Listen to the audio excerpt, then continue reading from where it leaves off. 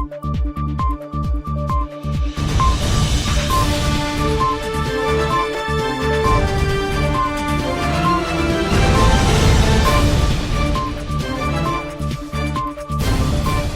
was a long road to freedom for former policeman Colin Bailey. Bailey spent 5.5 years in prison on a murder charge for which he has always maintained he was innocent of, only to be acquitted after the prosecution finally admitted that there was never any evidence to charge him in the first place. Bailey was charged with the murder of his reputed wife of 21 years, Surjmati Ramnares. He said behind bars he suffered 3 heart attacks, contracted COVID-19 with dozens of other inmates in the cell, and experienced the prison riots and fires. I can't recall what was that, and the heart rate was some 92 at that point in time. And I had to wait until the doctor came till the Friday. That happened Tuesday. I had to wait until the doctor came the Friday to really do some recommendation. Medical in prison basically is the system, the whole thing they have to change up. It's not as good as how it functioning the way it's supposed to function. There's no records for you by chance here, so you could follow if you're sick now, what was the illness, and then you know, there's no follow-up, there's no records there. There's no drugs that you need to have. On weekends, you don't have no medical. In an evening, there's no medical officer. So if you fell ill in the evening, it's a problem because there's no medical officer. Bailey got emotional when he spoke about his family, more so his first grandchild, who he was excited about. It was about the same time that his world came crashing down. My first grandchild was born on the 2nd of November 2015. And you know, I had this way that I was so anxious for that first grandchild, you know.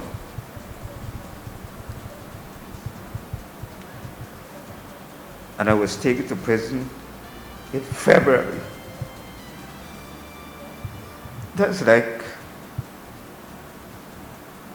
3 months after.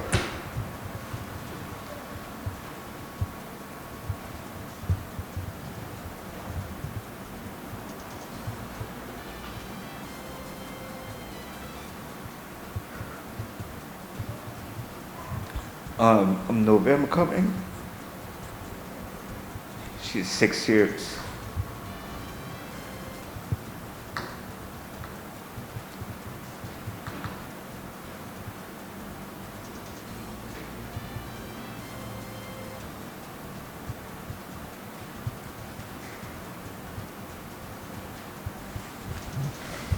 You know, I get the opportunity to really like see her grow.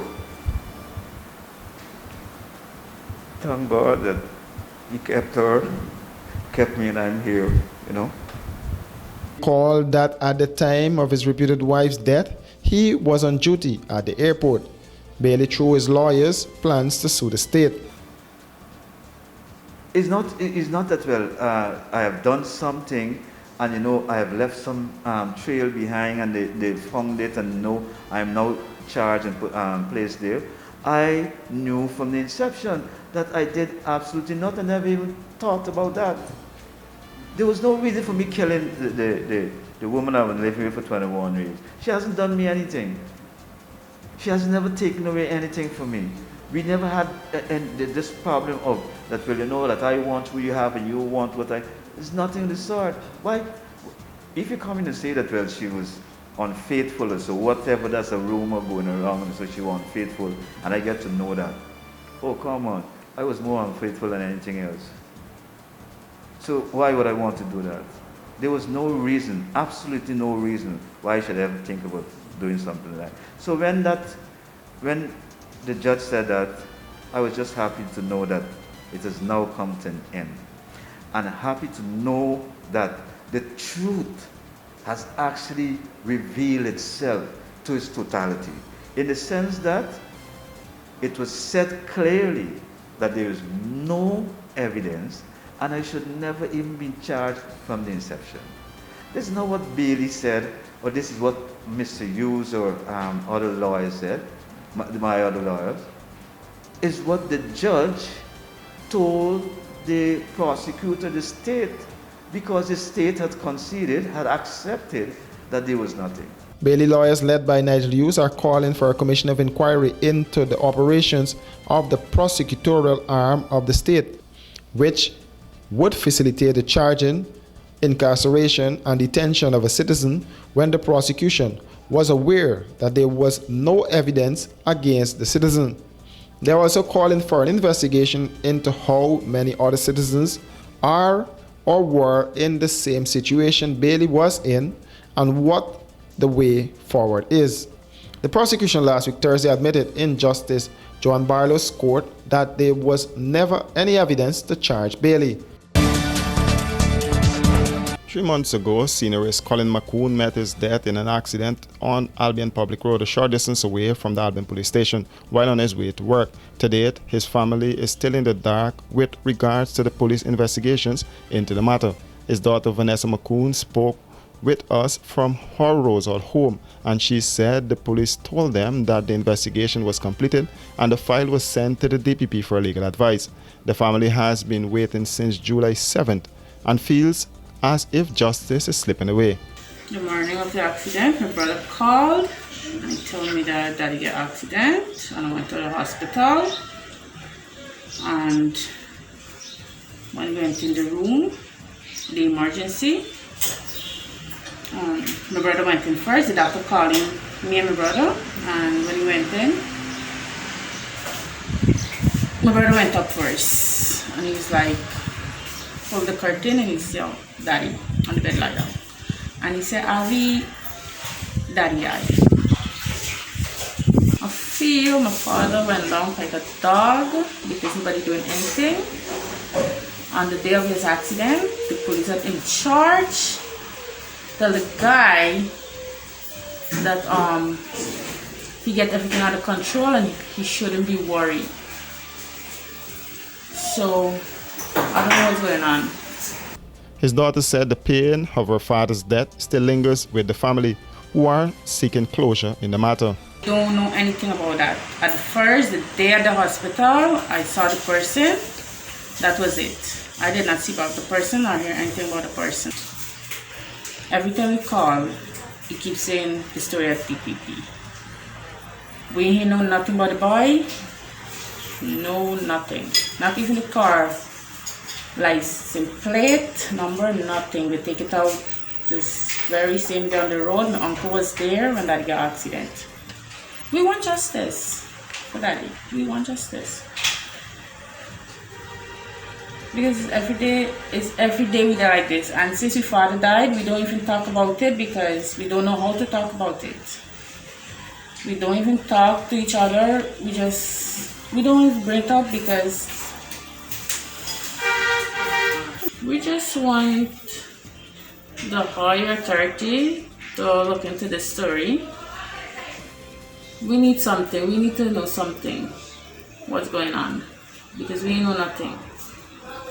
From that day to now, we know nothing. The 58-year-old man and father of 4 at the time of his death was employed at the Kilcoy, Hampshire NDC.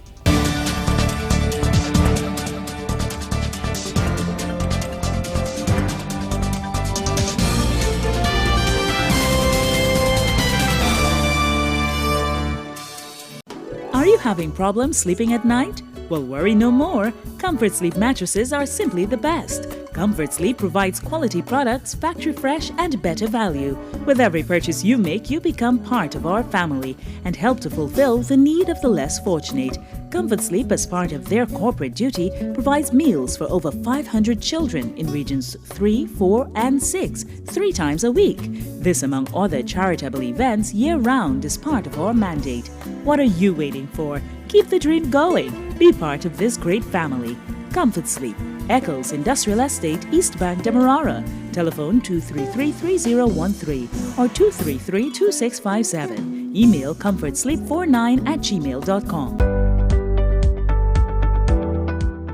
The Ministry of Agriculture invites you to join, in celebration of Agriculture Month 2021, a mostly virtual, month-long series of activities and events showcasing Guyana's development on the agriculture front, under the theme, Transforming Our Food Systems, Achieving Food and Nutrition Security. It all begins Friday, October 1st with a virtual opening program set for 10 hours, broadcast on television and streamed on all social media platforms. Key events for Agriculture Month include virtual tours and exhibitions showcasing the work of the various agencies and stakeholder groups in promoting and facilitating the development of agriculture in Guyana. The annual Caribbean Week of Agriculture is set for October 4-8 under a virtual setting. On October 16th, there will be a virtual presentation to mark World Food Day 2021, which is being observed under the theme, Our Actions Are Our Future, Better Production, Better Nutrition, Better Environment, and Better Life. Agriculture Month 2021, a COVID-safe look at agriculture on the move to a bright and prosperous future. Look for a detailed schedule of events on local broadcast, print and social media platforms.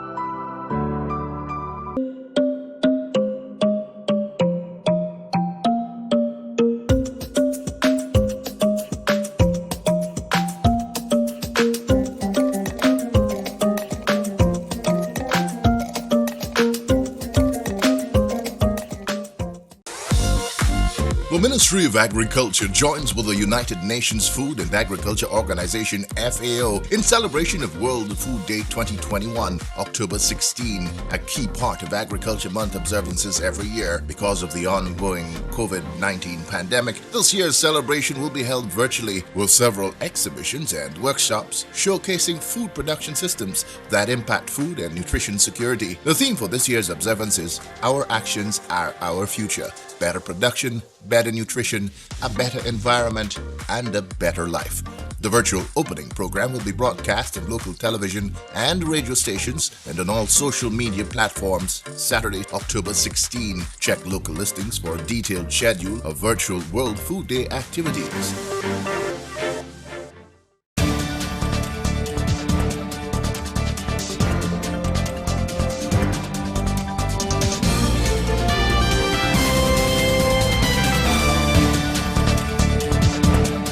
Opposition leader Joseph Harmon on Sunday met and offered condolences to the grieving family of Chris Poussard, the 21-year-old businessman who was stabbed to death during a robbery at his family's business place, Deals on Electronics, at Straspe, East Coast Demerara. During his interaction with the family, Harmon said that safety and security are bigger than politics, and as Guyanese, we should feel safe to operate our businesses and live comfortably. He also spoke about improving the relationship between the police and the community so as to ensure that there is a reduction in these types of tragedies. Harmon related to the parents of Poussard that they should not hesitate to reach out to him or the opposition MPs if there was anything they needed assistance with in their time of grief. Meanwhile, Shadow Minister of Home Affairs Geeta Chandan Edmond has offered her legal services to the family to help in prosecuting the matter and ensure that those involved are brought to justice. The opposition leader was accompanied by MPs Deonarine Ramsarup, Merlin Philadelphia, and Dr. Karen Cummins, who, along with the other MPs, committed to helping the family, including grief counseling in this difficult time.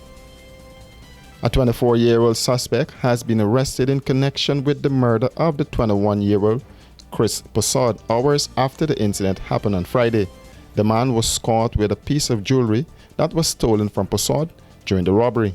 For these and other stories, do visit us at our website at www.rdproductionsgy.com.